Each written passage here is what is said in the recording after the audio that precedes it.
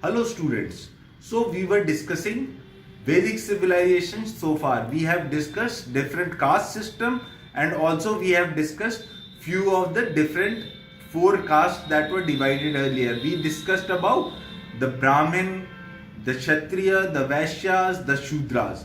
Now we come to religion during the Vedic civilizations. So let's see what the book has to offer.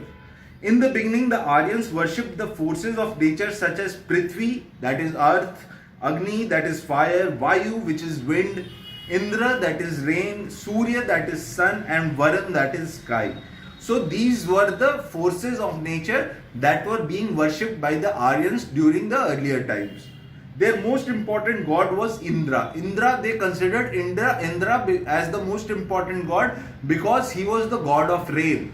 Whenever the rain used to fall, the crops would get irrigated. So it was important for Indians or during the Vedic civilizations to do farming. So Indra was the most important god.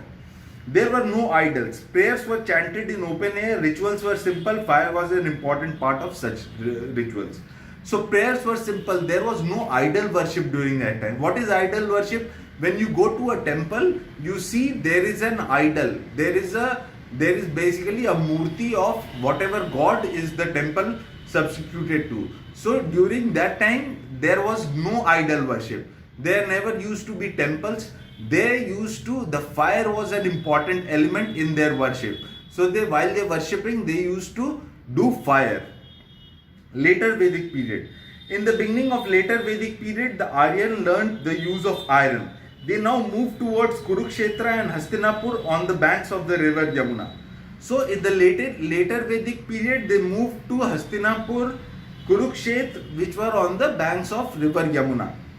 The use of iron tools enabled them to clear the dense jungles of the regions. During the Vedic civilization, people had discovered how to make tools. They started making tools. People started making tools during the Bronze Age itself. But in the later Vedic period, they could clear the whole forests by their iron tools and then set up their own establishment or places to stay. From here, they would also do farming. On the forests that they would clear, they would do farming as well on those lands. From here, the Aryans spread along the northern Gangetic plain. The other three Vedas, namely the Samaveda, Yajurveda and Atharvaveda, were composed during this period. Rig Veda was composed during the early Vedic period, but in later Vedic period, Samveda, Atharvaveda and Yajurveda were made possible and they were made. Towards the end of the later Vedic period, that is around 600 BC, the Aryans spread from Ganga Yamuna Doab to Kosla in Uttar Pradesh and Videha in North Bihar.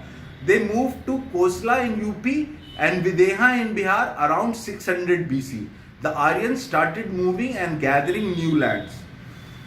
Political life. The king was the supreme commander of his army as well as the chief justice of the kingdom.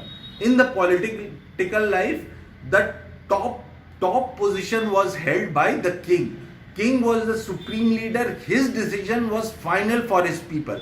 Whatever decision he would make, whatever laws he would set, that was most important and that was set forth and set for implementation. His prestige depended on the extent of the area he controlled. He adopted lofty titles like Samrat and Maharaj Dhiraj. So king was also known as Samrat or Maharaj. Before his name, we would announce, for example, if you remember, Ashoka was a king who was considered as, he was called as Samrat Ashok. So they started using titles like Samrat or Maharaj Dhiraj. King performed yagnas or sacrifices like Rajasuya to gain more power and Ashwamedha to expand his kingdom. The king performed yagnas, that is the process of lighting a fire and praying to it, like Rajasuya to gain more power, and Ashwamedha. All these yagnas were conducted by the king himself.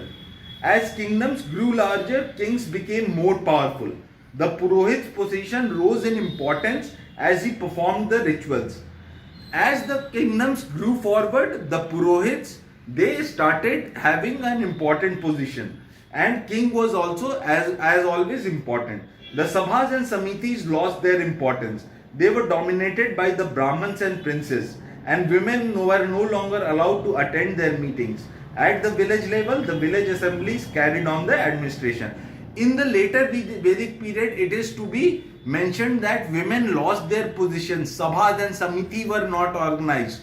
So it had become more in the hands of Purohits and Brahmins and the kings.